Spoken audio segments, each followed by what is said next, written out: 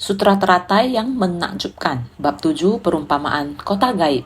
Xun Fa Xiang, Rabu 9 Maret 2022. Duduk dalam penjernihan pikiran dan melatih perenungan dalam ketenangan. Episode 1009. Orang berkebajikan besar duduk lama dalam kejernihan pikiran. Melatih perenungan dalam ketenangan pada Bodhimanda dibandingkan berada dalam kegelapan sebelumnya. Para makhluk merasa terkejut akan kejadian tiba-tiba ini.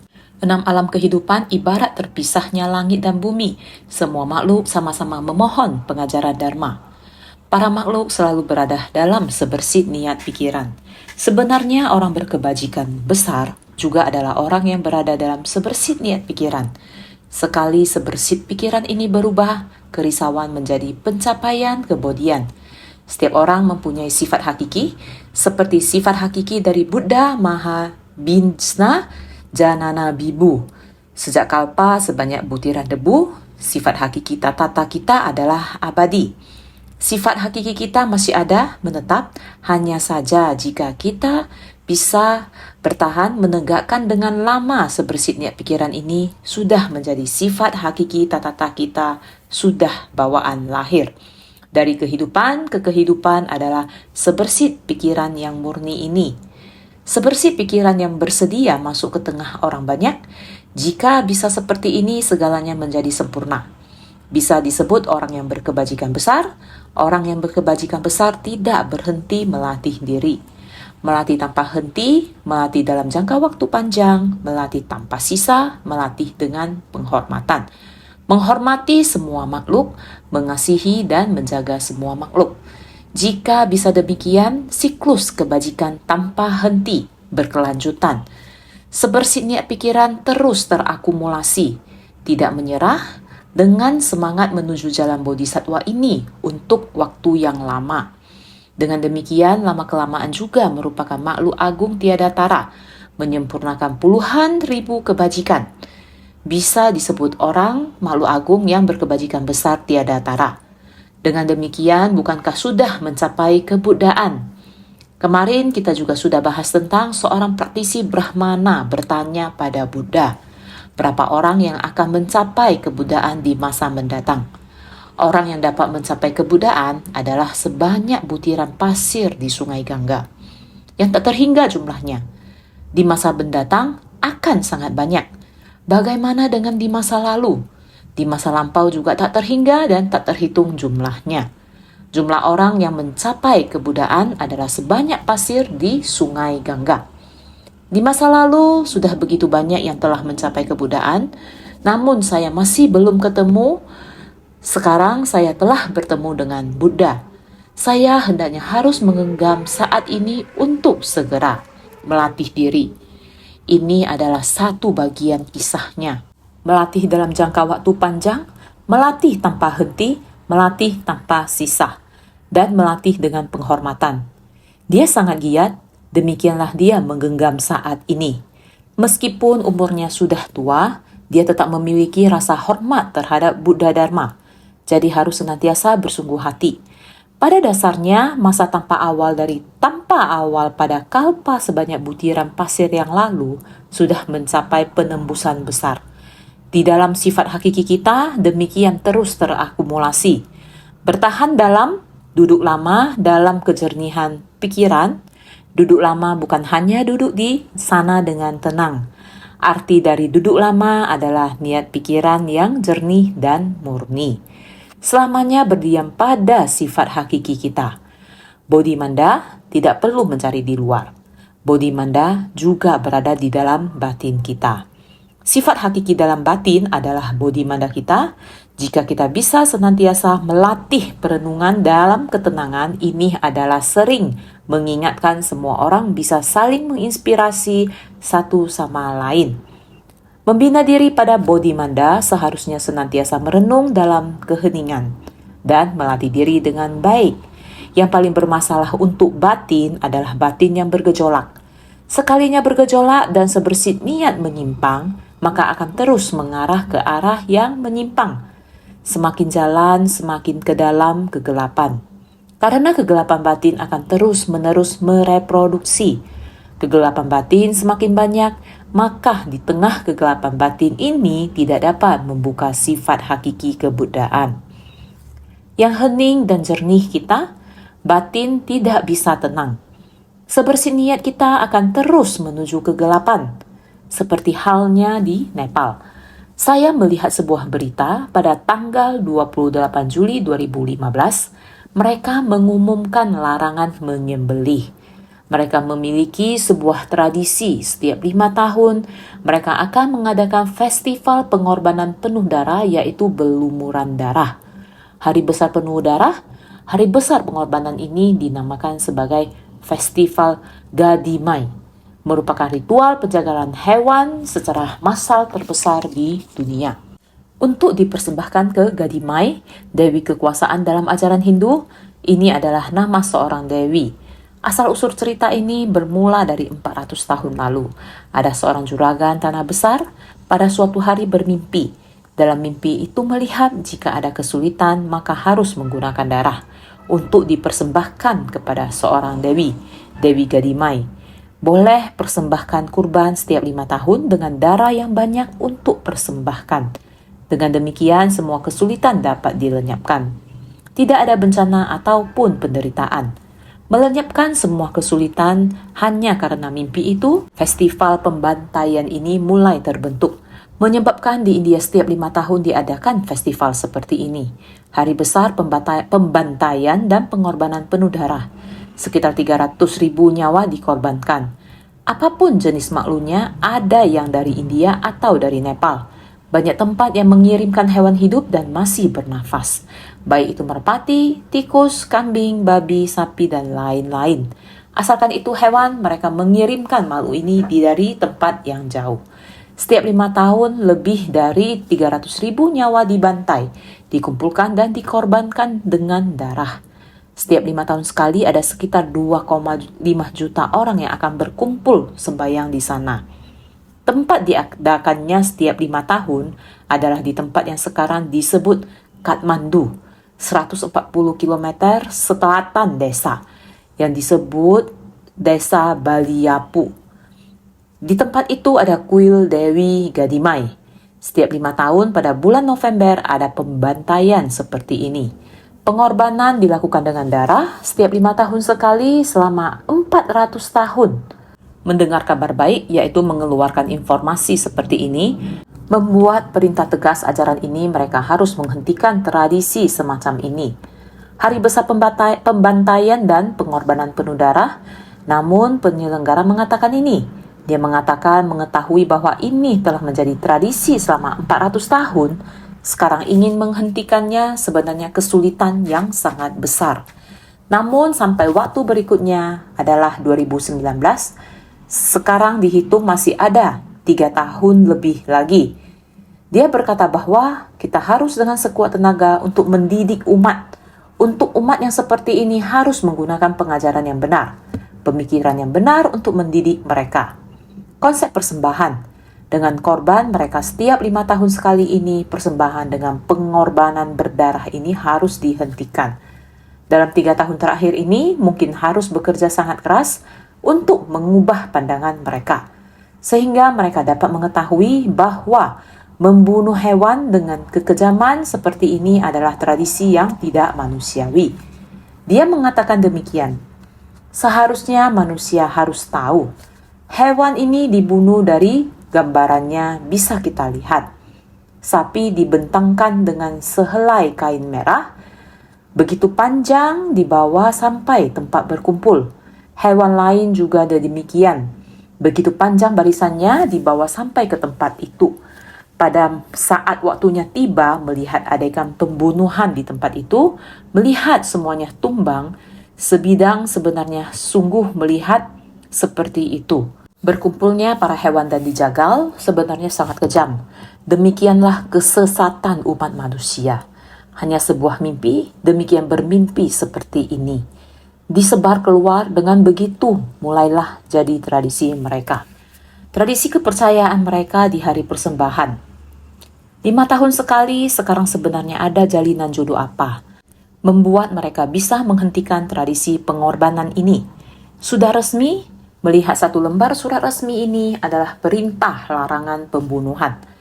Tradisi pengorbanan ini sudah berhenti, tetapi masih ada waktu 3 tahun lebih. Harus gunakan metode yang benar agar mereka tahu. Hewan juga sama dengan manusia, sama seperti manusia. Ada darah, ada daging, juga bisa merasakan penderitaan.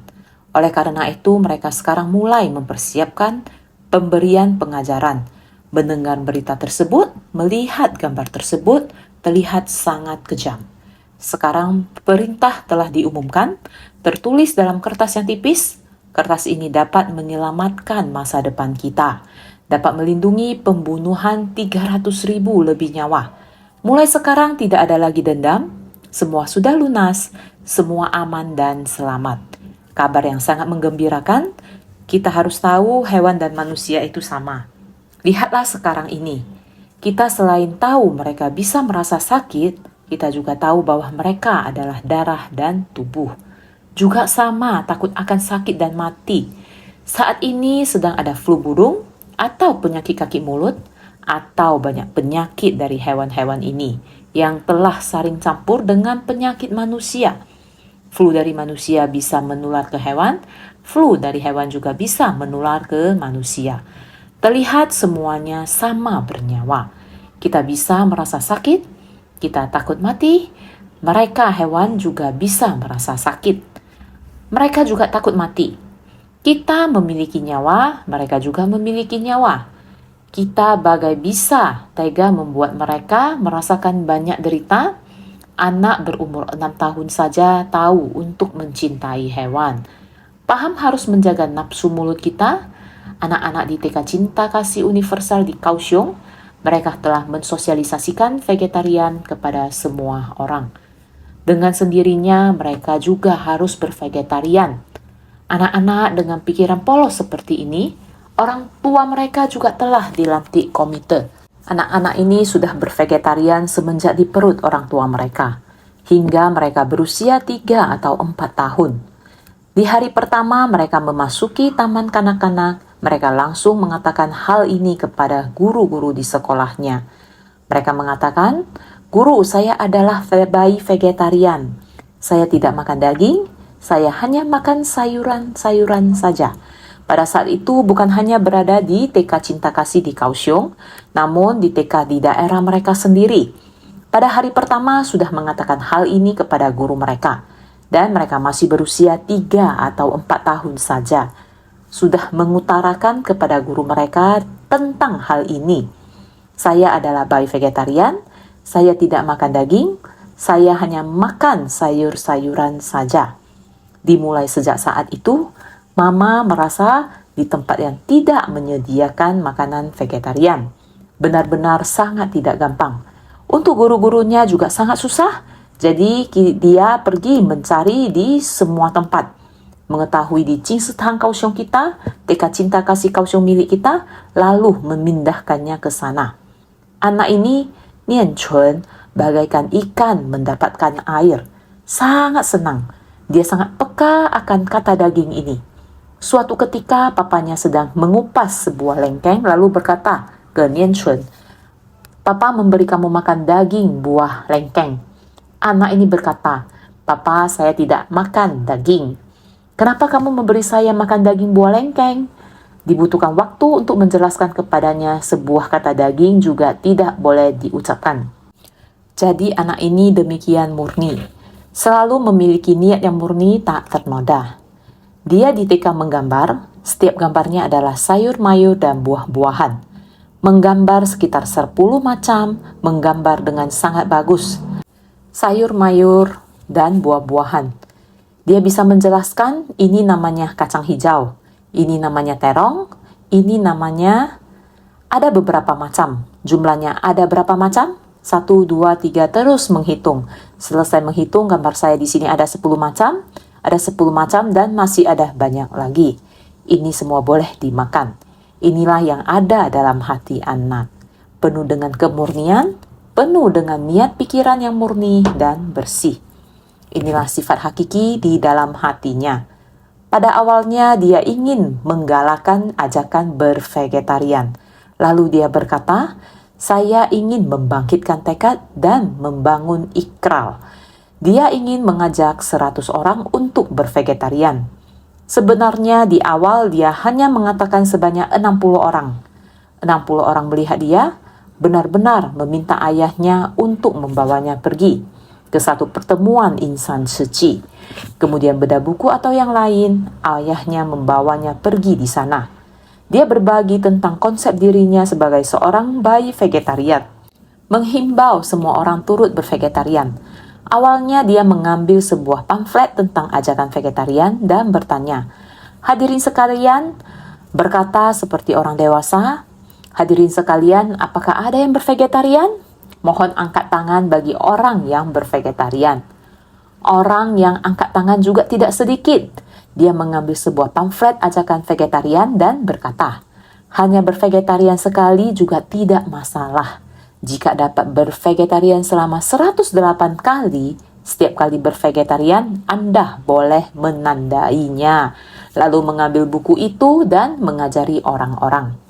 Dia berkata, "Kamu makan makanan vegetarian, kamu dapat menandainya." Dia mengambil sebuah hadiah kecil. Buku ini diberikan kepada mereka. Mereka yang bersedia untuk bervegetarian akan menerima buku itu. Dan dia memberi mereka sebuah hadiah kecil. Lalu berkata, "Awalnya di buku ini harus ditandai sebanyak 108 kali sampai selesai. Baru akan saya berikan hadiahnya. Namun saya khawatir kalian tidak dapat menemukan saya setelah menyelesaikannya. Namun saya akan memberikannya kepada kalian terlebih dahulu. Namun jika tidak selesai menandainya, hadiah kecil ini akan saya ambil kembali." Sungguh anak yang sangat berprinsip. Lihatlah, dia sudah bervegetarian sejak di dalam janin. Dengan begini, bahkan pada hari pertama ke sekolah TK, dia mengungkapkan, "Saya tidak makan daging." Lihat, sejak dia lahir sampai saat ini, hatinya tidak pernah tergoda oleh warna, wewangian, dan rasa. Teman sekelasnya makan di meja yang sama, begitu banyak orang, hatinya juga tidak tergoyahkan. Apapun sulit untuk kalpa sebanyak butiran debu ini. Kita semua, setiap orang memiliki sifat hakiki bawaan. Setiap orang memiliki sifat kebudayaan yang murni. Oleh karena itu, ladang pelatihan di dalam batin kita harus dengan sungguh-sungguh melatih perenungan dalam ketenangan. Kita pada dasarnya memiliki sifat hakiki yang jernih. Kita harus menjaga baik niat pikiran kita. Merenungkan dengan sungguh-sungguh apa arti renungan hidup kebenaran sejati yang sebenarnya. Begitu juga dengan manusia. Apa yang sebenarnya kita pikirkan tentang hewan, kehidupan mereka itu seperti apa? Makhluk hidup semacam ini, kita juga harus menghayatinya dengan seksama. Jika tidak, begitu sebesit niat menyimpang, hanyalah sebuah mimpi. Ini dapat berlanjut terus sampai saat ini selama 400 tahun. Hasilnya adalah setiap 5 tahun terjadi pembantaian penuh darah itu. Sebenarnya Nepal dalam ratusan tahun ini, apakah aman dan selamat? Selalu ada bencana alam. Apakah karena mereka pengorbanan, pembantaian seperti itu? Apakah benar-benar tidak ada masalah? Ini adalah kepercayaan takhayul. Membawakan banyak bencana dan petaka. Andaikan berdarah seperti itu mencemari hati manusia sangatlah besar. Sehingga dengan demikian berada dalam kegelapan. Karena masa lampau tidak mengerti sesuai dengan tradisi, dia menganggap setiap 5 tahun sekali pembantaian, setiap 5 tahun sekali festival itu, mereka mengira ini adalah festival keagamaan. Setiap 5 tahun ada 2 juta lebih orang berkumpul di desa itu. Ini adalah sulit dibayangkan. Dengan kepercayaan apa? Namun sekarang kita telah mendengar pengorbanan kurban telah ditiadakan. Dengan jalinan jodoh apa yang bisa membuat mereka tahu semua makhluk hidup adalah setara? Benih, sebab dan kondisi apa yang membuat mereka tahu semua makhluk sama dengan manusia, mempunyai darah dan tubuh, sama bisa merasakan sakit? Ini adalah jalinan jodoh yang bagaimana sehingga tiba-tiba mereka bisa tersadarkan. Ini seperti bagaikan para makhluk merasa terkejut atas kejadian tiba-tiba ini. Sebelumnya menganggap ini adalah hal biasa, hati manusia dalam kegelapan ditutupin dengan ketidaktahuan, seperti ketidaktahuan dalam kegelapan. Tiba-tiba demikian adanya, sehingga para makhluk merasa terkejut atas kejadian tiba-tiba ini. Seperti naskah sutra mengatakan, kegelapan tiba-tiba datangnya cahaya. Kebenaran sejati telah menyinari batinnya, hati pintunya telah terbuka. Cahaya terang menyinari masuk ke dalam. Jadi, 6 alam kehidupan ibarat terpisahnya langit dan bumi. 6 alam kehidupan, alam dewa, alam manusia, alam asura, alam neraka, alam setan kelaparan, dan alam hewan. Ini seperti langit dan bumi. Seperti awan di langit dan lumpur di bumi. Terdapat pemisahan jarak yang sempurna dan jauh. Langit seperti Raja Dewa Brahma yang menikmati istananya. Bumi seperti penderitaan di neraka, penderitaan hewan, dan sebagainya.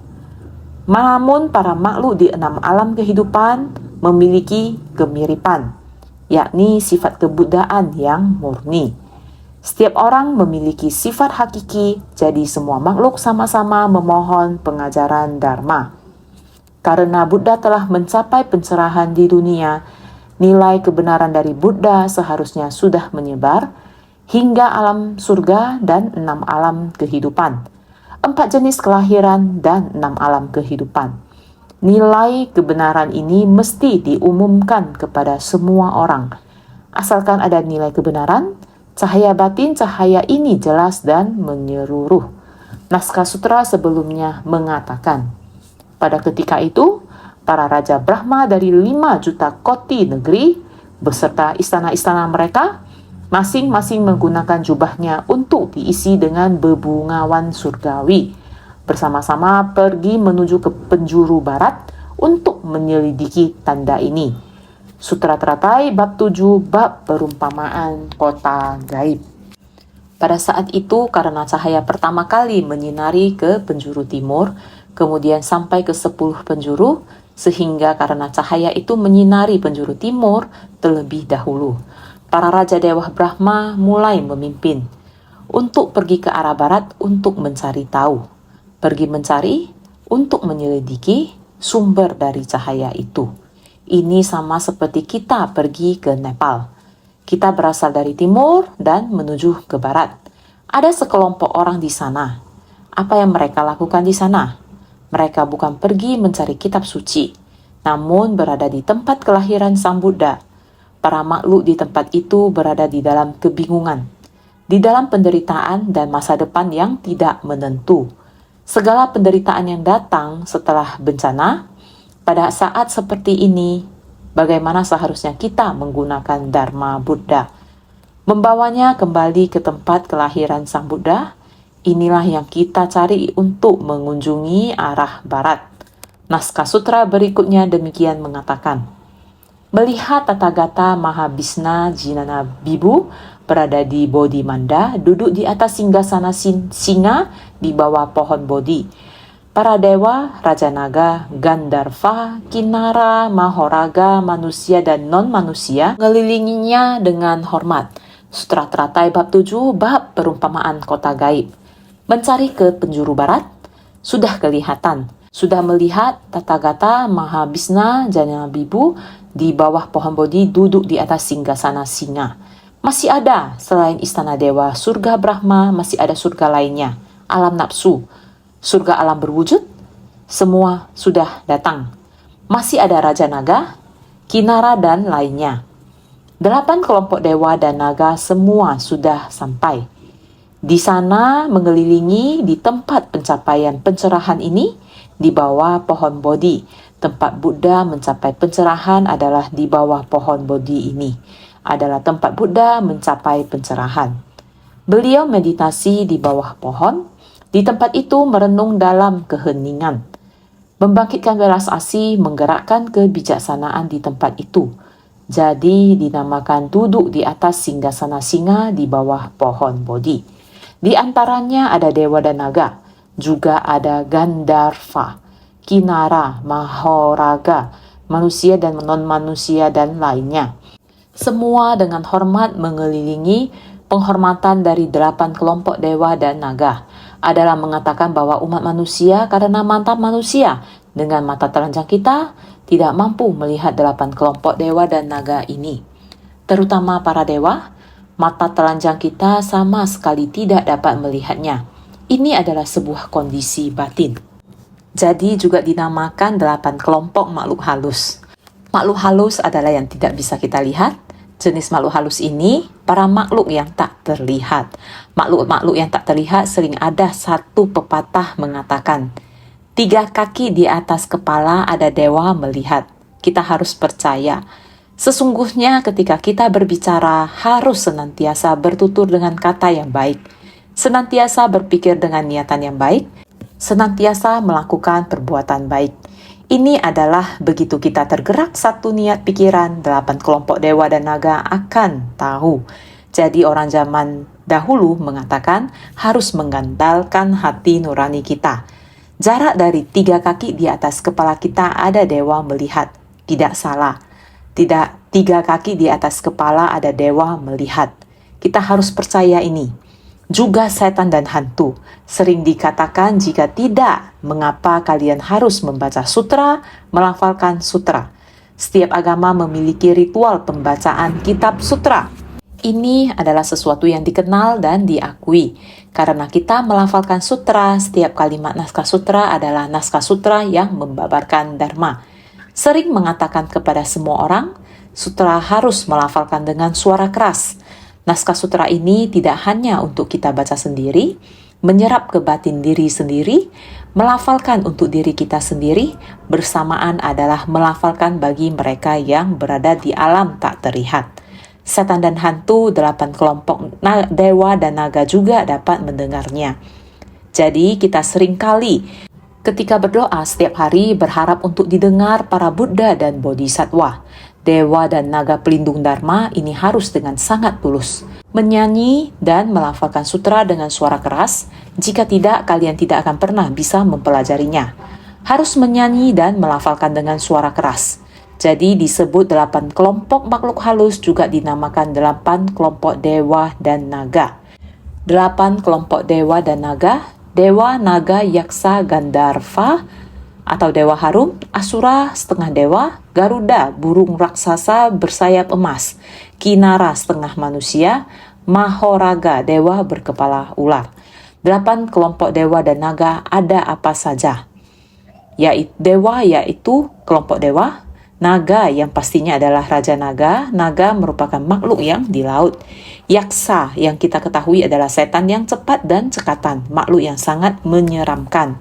Masih ada Gandharva, yaitu dewa harum sehingga kita makan jangan boros. Dewa harum ketika dapur kalian ada aroma harum, dia mencium aroma dan datang. Sebisanya jangan membunuh. Makhluk yang penuh darah, setan yang jahat atau dewa yang baik akan datang. Sehingga sebaiknya adalah bervegetarian. Asura adalah setengah dewa.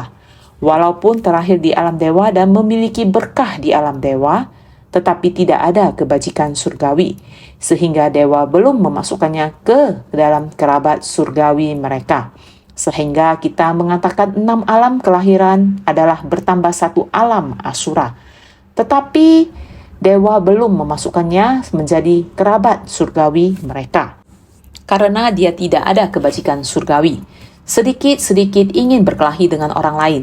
Tidak ada kebajikan surgawi, tetapi dia ada menumpuk keberkahan, sehingga dinamakan setengah dewa. Bukan berada di alam dewa, masih ada Garuda, burung raksasa bersayap emas. Garuda merupakan burung raksasa bersayap emas. Burung ini sangat besar, mengepakkan sayapnya terbuka dengan sangat lebar. Ini dinamakan burung raksasa bersayap emas, juga disebut Garuda. Kinara merupakan setengah manusia, Asura adalah setengah dewa, Kinara adalah setengah manusia. Terlihat seperti kepala manusia, tetapi bertubuh binatang, dan kepala ada sebuah tanduk, sehingga setengah manusia terlihat seperti manusia tetapi bukan manusia. Mahoraga ini merupakan dewa berkepala ular. Dia menggunakan tubuhnya merayap di atas tanah. Seharusnya semua orang tahu.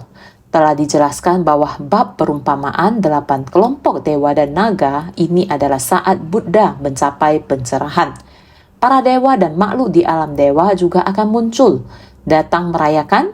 Selanjutnya naskah sutra mengatakan, serta melihat 16 orang pangeran yang memohon pada Buddha agar memutar roda Dharma. Seketika para raja dewa Brahma bersujud dengan kepala di kaki Buddha, mengintari Buddha sebanyak 100.000 kali, serta menaburkan bunga-bunga surgawi di atas Buddha. Sutra Teratai bab 7, bab perumpamaan kota gaib. Pada saat itu, karena tempat pencapaian pencerahan ini kembali bersinar, tempat pencapaian pencerahan ini sangatlah agung. 16 pangeran berada di sana, memohon pada Buddha agar memutar roda Dharma. 8 kelompok dewa dan naga juga akan datang, sehingga datang lagi untuk bersujud kepada Buddha.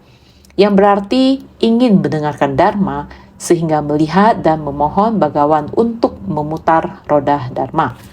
Sekali lagi, menunjukkan tata cara menghormati, sehingga serta menaburkan bunga-bunga surgawi di atas Buddha. Sekali lagi menaburkan bunga, suasana ini Buddha sedang membabarkan sutra teratai. Bab pendahuluan juga sama demikian. Memutar roda Dharma, mengesampingkan metode terampil, kembali pada Dharma sejati tunggal. Semua orang sangat senang, kembali pada sifat Buddha setiap orang. Buddha telah mengesampingkan metode terampil, menunjukkan ajaran kendaraan tunggal, sehingga bersuka cita. Dewa juga datang menaburkan bunga untuk memberi persembahan. Menandakan ini menaburkan benih bajik, berharap setiap orang dapat menapaki jalan bodhisattva. Setiap orang melatih diri, bukan hanya Sravaka mendengarkan Dharma, bukan hanya Patekya Buddha memahami prinsip kebenaran, masih harus segera maju selangkah. Ini adalah jalan bodhisattva. Bodhisattva ingin kembali ke dunia, bersumbangsi demi manusia, menjalin jodoh baik di dunia, menaburkan benih bajik, supaya setiap orang segera memupuk benih bajik. Di masa mendatang ada butiran debu di sungai Gangga, yang tiada terhingga dapat mencapai kebuddhaan. Berharap setiap orang, ada begitu banyak orang, setiap orang dapat mendengarkan Dharma, memupuk benih bajik, memperoleh buah kebajikan, mencapai jalan pencerahan. Jika tidak ada begitu banyak orang memasuki kerumunan orang banyak, Dharma ini selamanya akan tertutupi. Sehingga Sutra Teratai membuka dan menunjukkan makna tertinggi. Berharap setiap orang dapat menerima, sehingga yang mendengarkan Dharma, yang membabarkan Dharma, orang yang meneruskan Dharma. Bodhisattva harus sungguh-sungguh menaburkan benih bajik. Supaya setiap orang menerima benih kebajikan, bersungguh-sungguh mulai membina diri, antara sesama bersatu hati, harmonis, saling mengasihi, dan bergotong royong. Bersumbangsi demi Dharma, ini adalah kita sebagai praktisi. Harus senantiasa lebih bersungguh hati.